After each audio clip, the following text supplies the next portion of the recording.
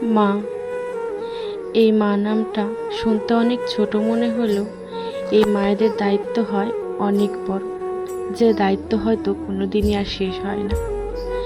যেদিন থেকে আমার মেয়ে বাড়িতে এসেছে সেদিন থেকে শুরু করে আজ পর্যন্ত আমার মেয়ে সমস্ত দায়িত্বটাই পালন করেছে আমার মা।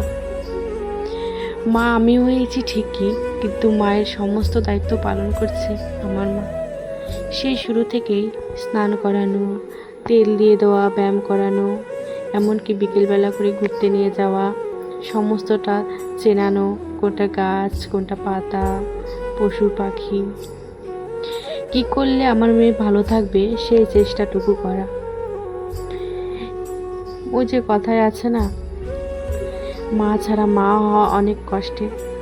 আমার মা আছে বলে হয়তো সেই কষ্টটা কখনোই আমি অনুভব করিনি, কিন্তু হ্যাঁ, সেটা আজ আমি খুব ভালো করেই বুঝতে পারছি। মা ছাড়া মা হওয়া সত্যি খুব কষ্টের।